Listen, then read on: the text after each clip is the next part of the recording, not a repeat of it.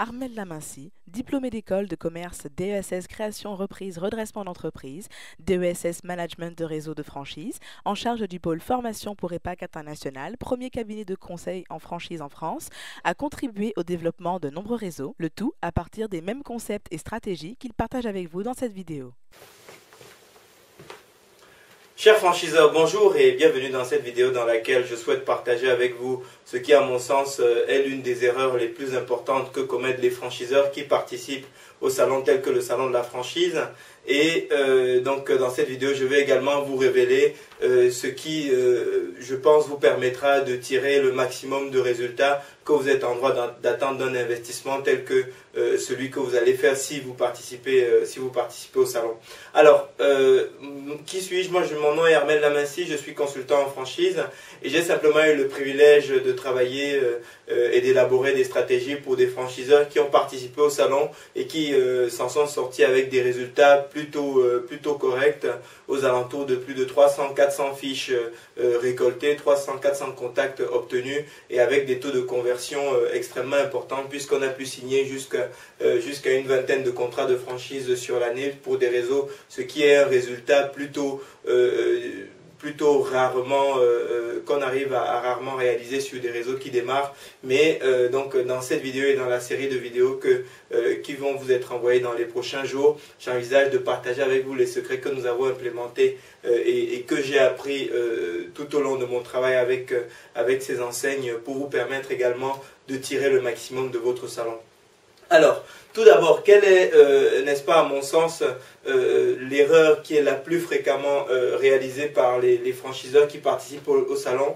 C'est simple, c'est que ces franchiseurs consacrent 80% de leurs ressources à la préparation d'un élément majeur de leur exposition qui est leur stand.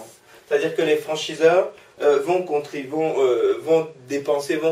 80% de leurs ressources à préparer, à aménager, à équiper tout ce qui a un rapport avec leur stand et tout ce qui va autour, c'est-à-dire la logistique, les prestataires, etc. etc. Effectivement, la location de l'espace, le paiement des prestataires, l'équipement du stand, etc. Tout ça, c'est des postes qui sont extrêmement coûteux et on comprend que ça puisse pomper une part importante de votre budget. Mais à mon sens, pourquoi est-ce que c'est une erreur? Parce que pour moi, lorsque vous analysez ce qui fait la réussite d'un salon, vous allez vous rendre compte que le stand ne représente qu'une partie de tout l'ensemble du puzzle. Et c'est la raison pour laquelle j'estime que ça peut être une erreur dans une certaine mesure de consacrer une part aussi importante de vos ressources à un élément qui ne constituera en fin de compte qu'une part finalement pas aussi importante que ça du dispositif qui vous permet de réussir votre participation à un salon. Et ça nous amène à la question qui consiste à dire: quel est donc justement ce dispositif qui permet de maximiser les résultats que vous êtes en droit d'attendre d'un salon? Quelles sont les autres pièces du puzzle que vous avez besoin de mettre en place pour pouvoir maximiser les retombées, les bénéfices que vous êtes en droit d'attendre de votre participation à un salon?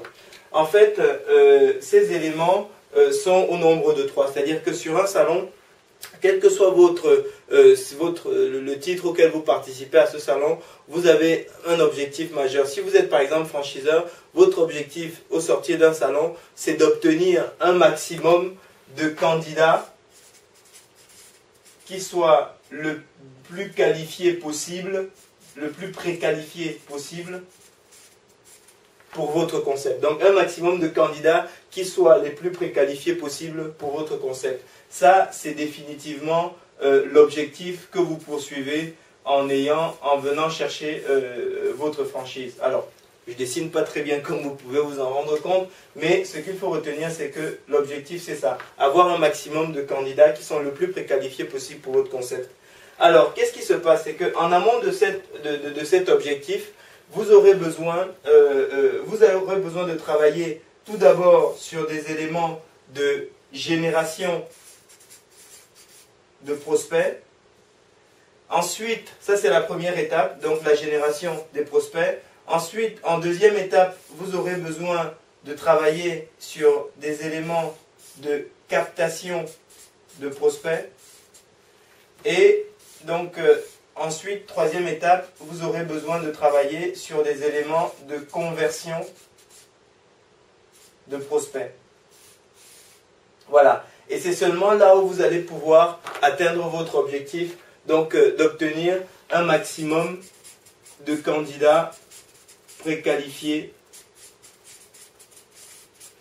pour votre enseigne. Alors, qu'est-ce qui se passe? C'est que lorsque vous voyez cette progression, vous vous rendez compte que, et on va le détailler par la suite dans la série de vidéos que je me propose de vous envoyer dans les prochains jours pour vous aider, n'est-ce pas, à maximiser votre préparation au salon, on se rend compte que cet élément qui aspire 80% de vos ressources, donc le stand, finalement n'est qu'un des éléments, une des briques du puzzle qui rentre sur cette deuxième étape, sur ce deuxième bloc qui est, n'est-ce pas, la captation de vos prospects. Le stand, en réalité, ce n'est qu'un des outils que vous avez pour pouvoir maximiser votre efficacité en termes de captation de prospects. C'est la raison pour laquelle, à mon sens, si le fait d'accorder 80% de votre temps et de vos ressources uniquement au chapitre du stand, en fin de compte, c'est un élément, ça représente une erreur parce que ça veut dire que les 20% restants, il faudra que si vous n'allouez que 20% de vos ressources à la génération de prospects et à la conversion, finalement, ça aura un effet extrêmement fort sur votre objectif qui est de maximiser le nombre de candidats qui est préqualifié. C'est que finalement, vous n'aurez plus assez de ressources pour pouvoir générer un maximum de candidats, capter un maximum de prospects, puisque les 80% ne vont que sur le stand qui n'est qu'un des éléments de la captation, et vous n'aurez plus assez de ressources pour également en convertir. Donc, pour moi, c'est véritablement important de sortir de ce schéma, parce qu'en réalité, si vous transposez cette structuration sous forme de processus en masse de prospects que vous recherchez, vous obtenez un résultat qui se présente à peu près de cette façon. Vous avez ici, dans la base, vous avez la génération de prospects, ici.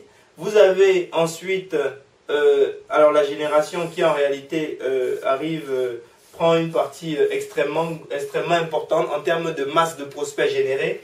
Ensuite, en masse, vous avez la captation qui est une quantité un peu plus faible que la génération de prospects. Donc la captation, c'est ce que vous avez ici, donc qui est vous voyez en termes de proportion, c'est sensiblement moins important que la génération. Et là, vous allez avoir la conversion de prospects qui est tout en haut, qui est encore plus faible. Ce qui veut dire que si on suppose que c'est ça la masse de tous les candidats de tous les candidats à la franchise par exemple, ou de tous les candidats que vous êtes en mesure de transformer en prospects préqualifiés pour votre franchise, voilà tout ce que vous aurez besoin de toucher au niveau de la génération.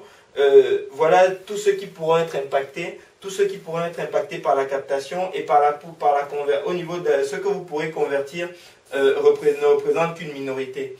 Et si 80% de vos ressources ne concernent qu'un des outils que vous mettez, qu'un des dispositifs que vous mettez en place pour la captation, et ça veut dire que vous avez négligé la génération de prospects et vous avez négligé également la conversion de prospects. Mais surtout, le plus lésé dans ce cas, c'est souvent la génération de prospects parce que compte tenu de la masse de personnes qu'il y a à toucher, si vous n'y consacrez vraiment qu'une très faible partie de vos ressources, effectivement, vous êtes en train de laisser une part importante des profits que vous pourrez tirer de la participation à votre salon sur la table. Donc, ma recommandation est la suivante. Lorsque vous réfléchissez sur la participation à votre salon, remettez les choses en perspective en vous reposant les bonnes questions et en essayant de trouver concrètement où est-ce que les efforts doivent être mis, comment est-ce que les efforts doivent être investis, comment est-ce que vous devez allouer les ressources qui sont à votre disposition pour maximiser le bénéfice, n'est-ce pas, que vous pouvez en tirer, n'est-ce pas, en prenant en compte le rapport qu'il y a dans les différentes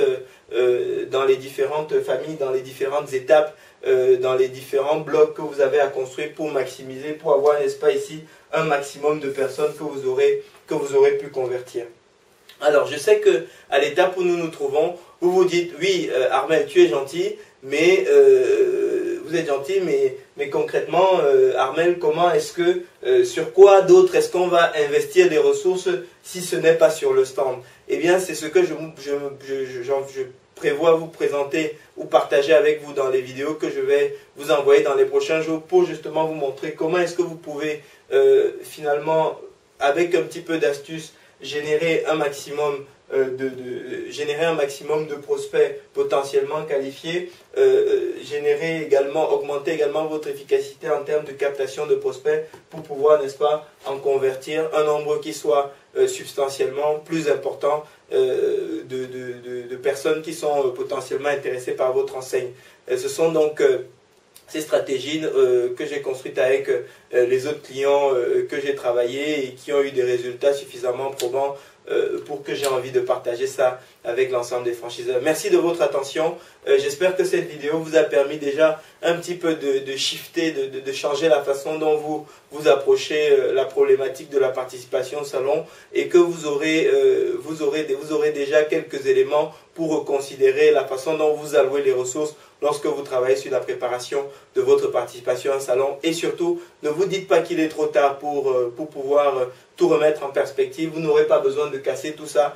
Il s'agit simplement ici en général, lorsqu'on parle de 80% de ressources, alors le stand certainement ça coûte beaucoup d'argent. Pour le reste, en général, en termes de budget, ce n'est pas nécessairement très important. C'est surtout c'est surtout un certain temps mental qu'il faut consacrer à ces autres activités de génération et de conversion, de génération, captation et conversion de prospects qui sont généralement simplement délaissés et qui limitent fortement les bénéfices que vous pourrez tirer de votre participation au salon. Merci de votre attention et nous vous souhaitons très très bon succès dans le cadre de votre participation au salon de la franchise. Merci.